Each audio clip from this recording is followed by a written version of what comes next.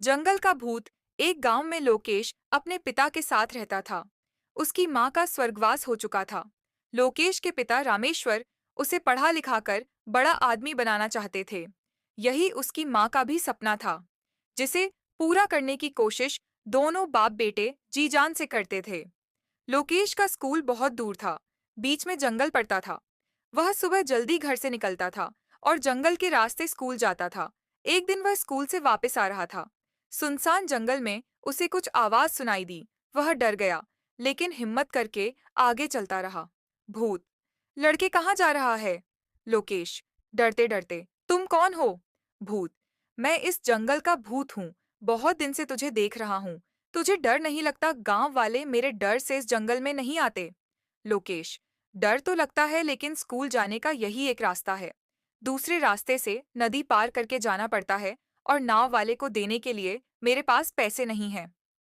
भूत। खबरदार, जो कल से इस रास्ते से आया, मैं तुझे खा जाऊंगा। लोकेश। लेकिन मुझे मारकर तुम्हें क्या मिलेगा? भूत। इस जंगल में मेरे अलावा कोई और नहीं रह सकता। लोकेश। मैं कौन सा यहाँ रहने आया हूँ? मैं बस दिन में 2 बार यहाँ से गुजरता हूँ। भूत।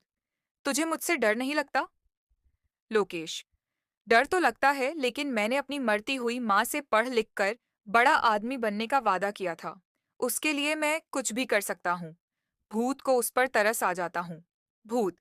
चल ठीक है, तू यहाँ से आ जा सकता है, लेकिन यह बात किसी और को मत बताना ना।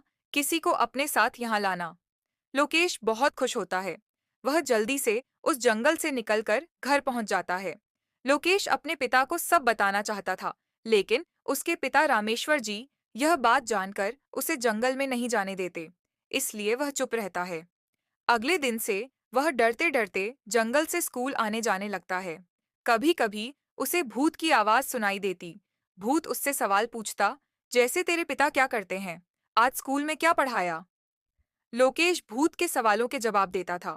धीरे धीरे उसका भूत से डर निकल जाता है। अब वह हर दिन भूत से बातें किया करता था।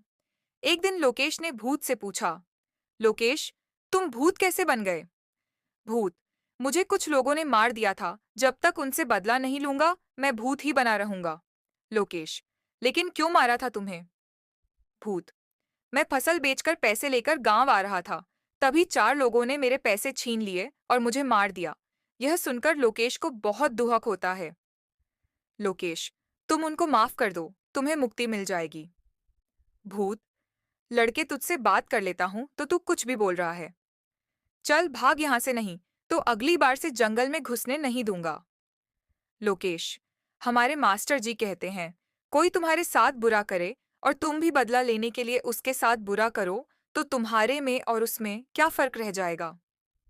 मेरी बात मानो, उन्हें माफ कर दो और सब भूल जाओ। भूत कुछ नहीं बोलता और वहां से चला जाता है। कुछ ही दिनों में लोकेश की परीक्षा आने वाली होती है। लोकेश की परीक्षा से पहले कुछ दिन की छुट्टी पड़ जाती है। वह घर पर ही रहकर पढ़ाई कर रहा था। उसके पिता खेत पर गए हुए थे। तभी उसे भूत की आवाज सुनाई देती है। लोकेश। अरे, तुम यहाँ कैसे? भूत। तुम इतने दिन से नहीं आए। मैंने सोचा कहीं तुम बीमार तो नहीं पड़ गए। लोकेश। नहीं, वो तो मेरी परीक्षा आने वाली है, इसलिए स्कूल की छुट्टी पड़ गई है। भूत। तुम जंगल में बैठकर भी तो पढ़ सकते हो रोज। वहीं आ जाया करो, मेरा मन नहीं लगता। लोकेश भूत की बात मानकर उसके पीछे पीछे जंगल में चल देता है।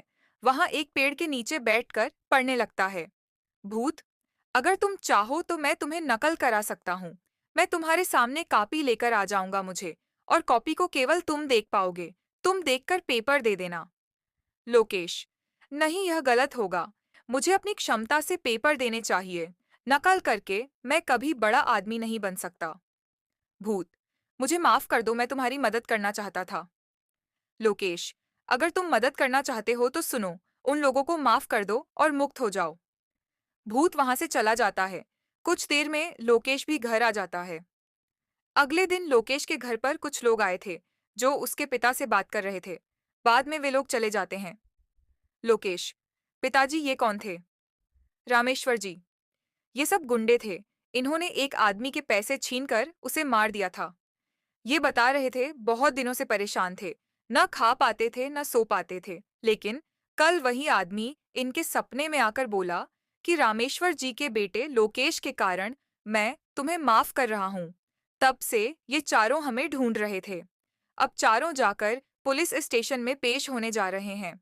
पता नहीं ये हमें कैसे जानते हैं। लोकेश अपने पिता को सारी बात बताता है, जिसे सुनकर उसके पिता पहले तो डर जाते हैं। लेकिन जब वे शांति से सारी बात सोचते हैं, तो लोकेश को लेकर जंगल में पहुंच जाते हैं। लोकेश भूत को आवाज देने लगता है, लेकिन वहां कोई नहीं आता। रामेश्वर जी, बेटा, वह अब मुक्ति पा चुका है। चलो, अब घर चलें। लोकेश रोते हुए घर वापस आ जाता है। यह बात पूरे गांव में फैल जाती है। अब गांव के लोग बिना किसी डर के उस जंगल से आने जाने लगते हैं।